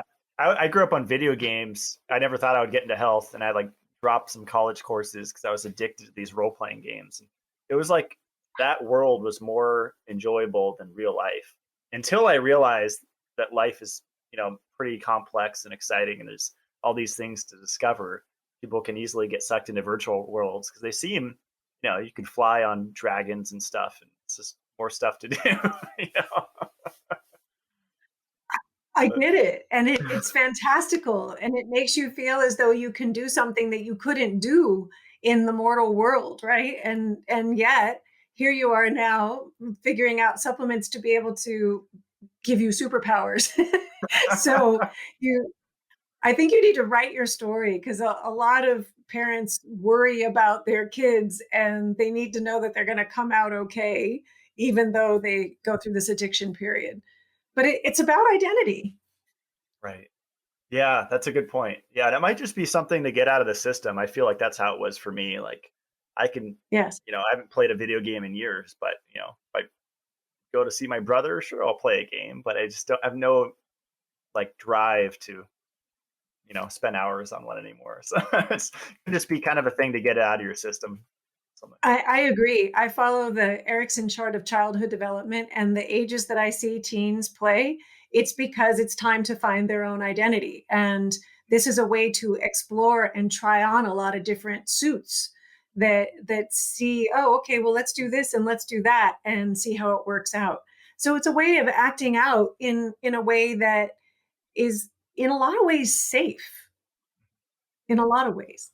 But I think, it also needs to be a good home environment, that is supportive and, not necessarily saying, okay, now let's go practice on the range how to really shoot somebody. Even though if I'm not anti-gun and I'm not pro one way or the other, but I just think having a good mindset around all of these things with neutrality and equanimity is what's important. I love it. Yeah, and if you're going to the range, you probably want to be your physical cycle should be high, right? Oh, that's a really good point. And definitely don't go there in a range. In the trough. Um, awesome. Well, Yeah, in your this emotional. is oh, that's a good point too. Yeah. Well, healandthrive.com, that's your main website, right? Yes, it is. www.thrive. Awesome. Yeah, I really appreciate Yeah. this. This was so much fun. And oh, are there any books that you recommend or resources if people want to dive in? Because I noticed when I was searching for them, there aren't a whole lot, right, that kind of go into it. You're actually more well read on this than I am. I started digging into the literature about what were these scientific findings, like in when they did the mouse study with estrogen and the difference between some of the men and women, and the difference between creative people, men and women, type B, type A personalities, these kinds of things. But as far as books, not on the topic of biorhythms, you probably have more than I do on that topic. So, I'm other resources. I just say experiment. You look at your details. There's nothing like real life to tell you what the heck is really going on. So live it. I love that approach. Yeah, and this book, honestly, by who's it? Barbara O'Neill and Richard Phillips. Yeah, $5. This was more like they more went into stories like Muhammad Ali and Hmm. different figures that had stuff happen to them. Billie Jean King, Kareem Abdul-Jabbar, just like Jesse Owens, just like stuff that happened. Whether in physically, athletic wise, or so yeah, I like your recommendation to just kind of live it and just look at your chart and then kind of tune in. Uh, that's kind Yeah, of how I I don't. Yeah, exactly. Nothing replaces, personal experience. But it is easy to watch some of these events when you're talking about celebrities. And on that same resource of um, the biorhythm-calculator.net, you can plug in, if you know the celebrity's birthday, which is pretty easy to find, or any kind of public figure, you can plug it in there and you can play with that. So if you're curious, like, oh, whoever just got arrested again, whatever is going on in the trials and tribulations of celebrity life, if because these are things that you can tease out to see, all right, how valuable is it? But once it's just anecdotal, still it's related to somebody else. You be your own experiencer right. and feel into it. Yeah, and I I think a really fun practice. Oh, sorry, go ahead. No, I was just going to say, like, I say, believe yourself, not just believe in yourself, but believe yourself. Especially in this time where we've got science that says this and science that says that, and all these things. Like, who do I trust? What the heck is going on? Trust yourself. Believe in yourself. What does that feel right? So this is one of the ways where you can start to rely on you even more. So, what were you going to say? I apologize. No, I love that. Yeah, it's like taking back your sovereignty or your power. This is one of the modalities to use or tools. Um, yeah, I was just gonna say I used to suck as a driver. Like I was just a really bad driver, and I crashed a couple my first cars, and uh, I look like I almost want to go to like major events that happened in my past and see where I was, because I know with driving, I mean it's like a I mean I would imagine it's more of a physical because it's a coordination thing, right? Yeah. Kind of awareness, I was probably at my lowest. When I'm less aware of lights or whatever it is, or now I'm a really good driver. I mean, I'm like extra, extra, extra careful. But growing up, I mean, I would imagine. I mean, there was probably some nutritional deficiencies. My brain probably wasn't running on all cylinders, but I would also imagine I was at troughs too. That's hilarious. It's not funny but it's another thing you and I have in common. My nickname was Crash Barsotti for a while. And I actually went to racing school because of it. Yeah, so I Wow. got to be a really good driver, and I didn't care if I lived or I died. So I just was like balls out on the course. So Well, I took turns nobody else would at speeds that nobody else would. So wow. Yeah, there was a famous race car driver. I heard a story where I guess when you're going at a certain speed, I forget if it was like close to 200 miles per hour, your brain rhythm will actually go into like an alpha yeah. state or even a low alpha state, and time literally slows down, and so they can make those microsecond.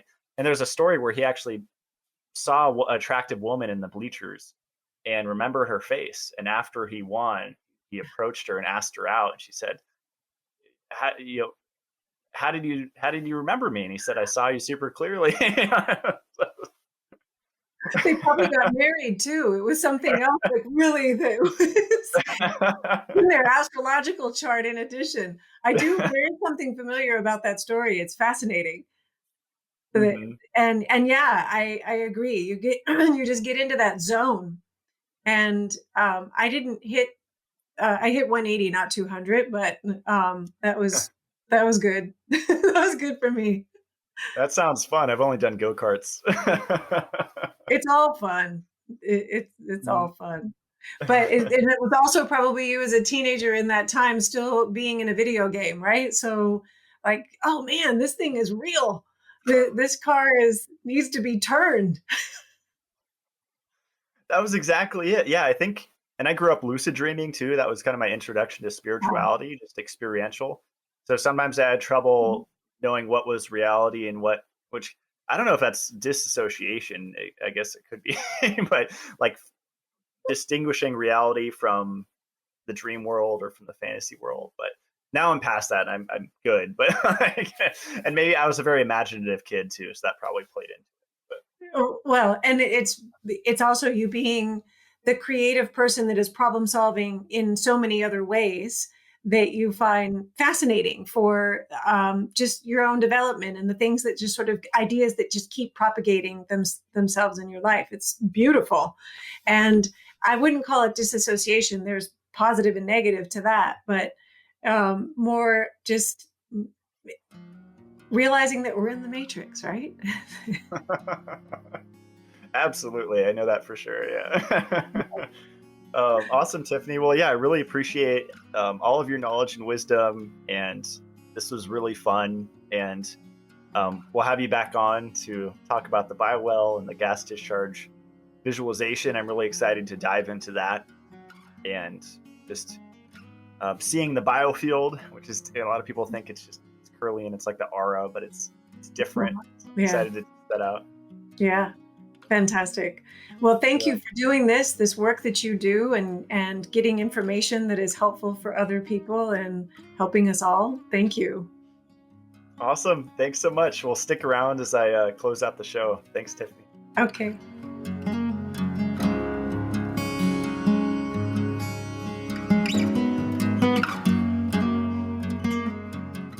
What do you guys think of that? Biorhythms, cycles. I liked how she described these cycles as the ability to process emotions and information. I know that sometimes we feel intense emotions or have thoughts that we can't control, and it's interesting that they could be linked to these biorhythms when we're either in a low or in a high or a crisscross, as Tiffany was describing. And I'll put the link below to the website where you can plug in your birthday. It's called biorhythm-calculator.net. I think that having a basic understanding of this could help our relationships, either romantic or friendships or family communication. Because if you're feeling intense or you're feeling a little more sensitive, and you look at your biorhythm and, oh, wow, I'm in a trough with my emotional cycle. Or there's a trough in all three of them on the exact days that you're interacting with these people and having communications that could easily blow up. So I love that it's like a forecast, just like the weather, but of your intellectual capability, your emotional capability, and your physical. I see the obsession with working out, and I understand that exercise is a way that a lot of people process their emotions, and there's definitely a distinct difference between working out indoors in a gym, going for a walk outside. I personally just chop wood and carry water and move around my house, and that's how I move my body. But everyone has their own thing. But it would make sense that when you're in a physical trough that you wouldn't want to exercise very hard. And that trough lasts about a week roughly before it starts coming back up. And I see people that just exercise day in and day out without breaks. And I think that monetary debt analogy is really useful here, where if you're in a trough and you're dipping into your physical aspect, then you actually start accumulating debt that you eventually have to pay off. So I'm meditating on all of these ideas and finding ways to integrate this information of my 3 cycles into my life. And I'm not sure about the other ones that are on this website, the spiritual awareness, aesthetic, and intuitive cycle. Those are probably fun to play with, and I'm curious how much validity they have, but I would mostly focus on the intellectual, emotional, and physical cycle.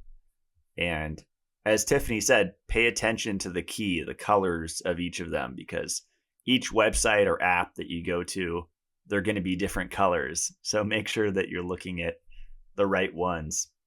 I really like this site because they have the biorhythm compatibility function.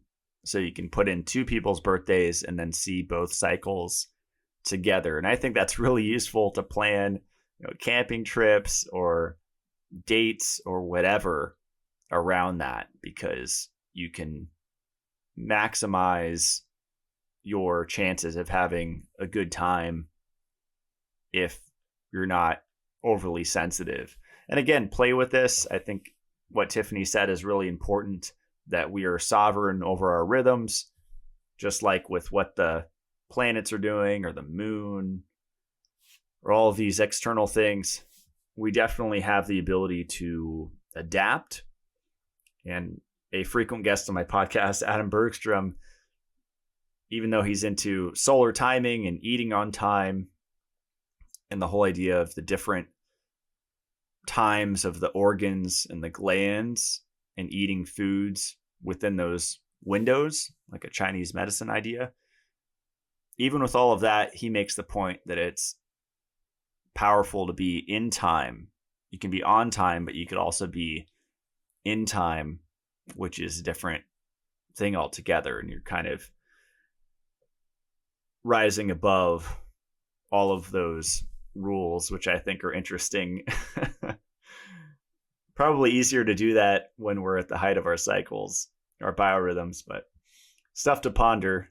I think this is just one more tool in our self-knowledge toolkit. Play around with it. Have fun. See if your personal experience lines up with your biorhythms. And again, when I've looked at it, past events, current events, it always lines up. So it seems like a very accurate system. So there are a couple new products on my site. Barkley blue blocking glasses. These are really cool because you just need one pair and then you switch out the lenses. You have 4 options for blocking strength, depending on the context of the day, whether you're sitting in front of a screen all day or in an office. I think it's really innovative because I have tons of blue blocking glasses here to help regulate my circadian rhythm, and they get lost all the time. So this is nice because you only have one pair. It's harder to lose, and you just have lenses that are clip-on you could switch out. So I'll often use the orange lenses at night, and I definitely notice an improvement in my sleep quality. Also through on the website Infopathy, I just uploaded a video to the Mitolife Academy YouTube channel. It's like my private YouTube school all about this technology. It's like a 20-minute video where I was talking about imprinting water with what are called infoceuticals or ICs.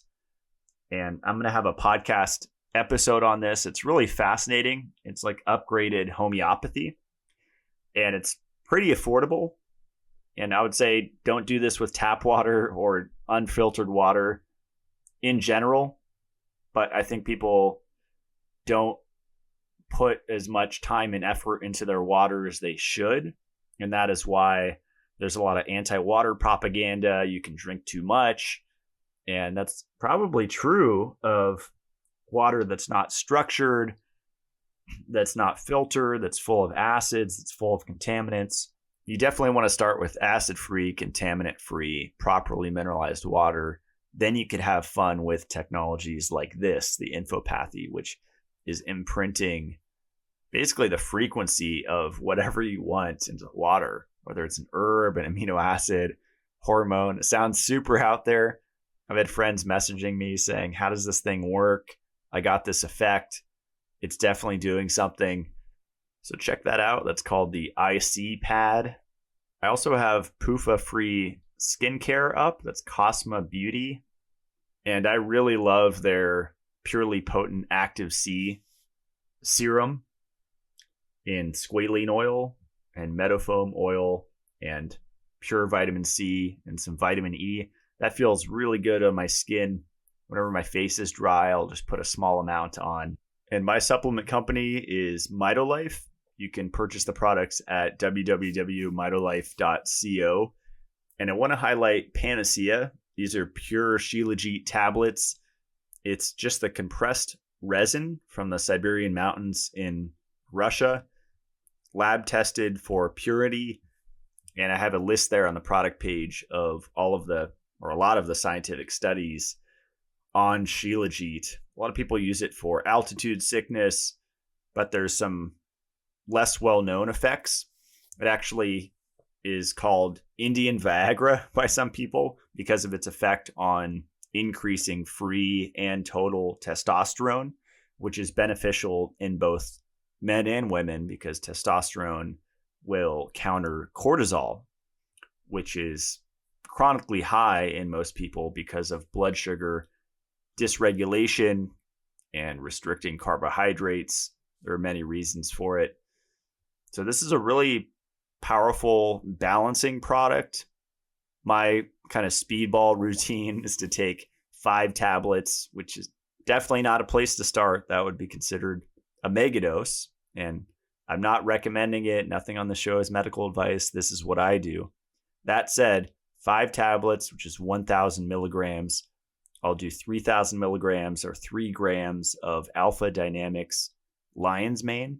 So I'll dump a packet in my coffee and then have 2 espresso shots or a cup of coffee with maple syrup or espresso with maple syrup. There's different variations you could try, but those 3 substances, coffee, lion's mane, and the panacea, will really get you going. I would say just make sure you have food in your stomach, make sure you're not skipping breakfast, you ate a balanced meal with carbs and animal protein, and it will charge up your day for sure.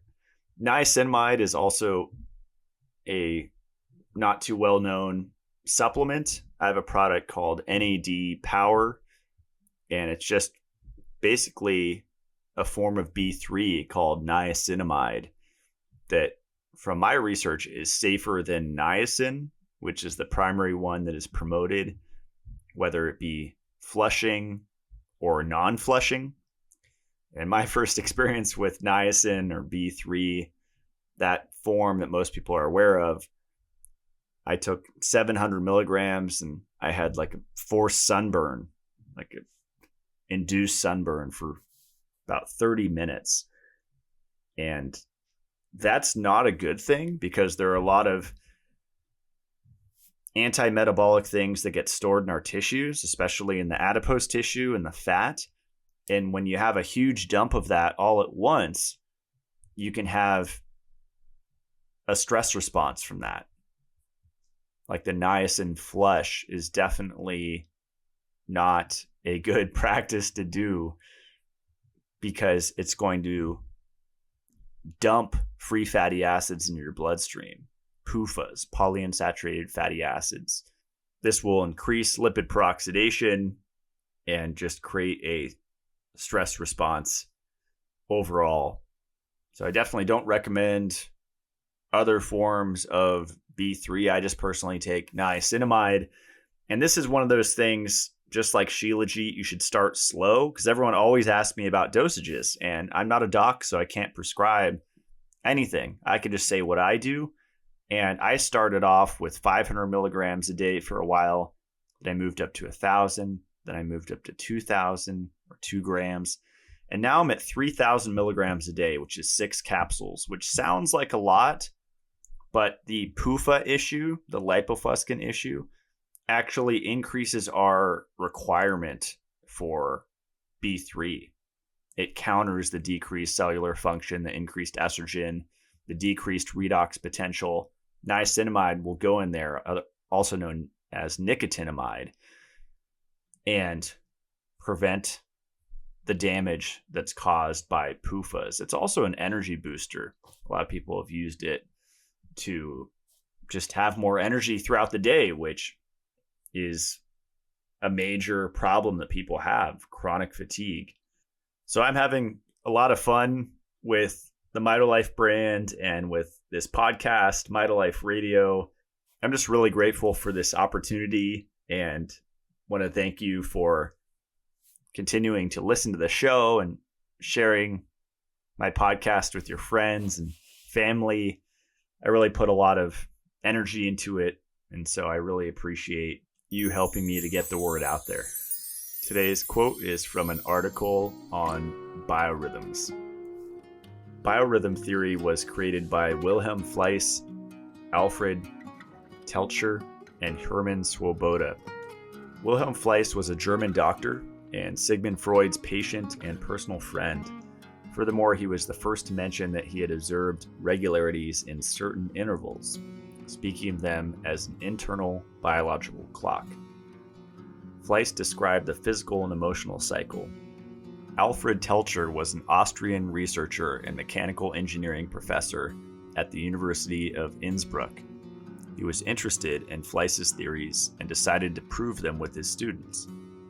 He ended up corroborating with them and also added a new cycle, the intellectual cycle. Hermann Swoboda was an Austrian psychologist and professor at the University of Vienna.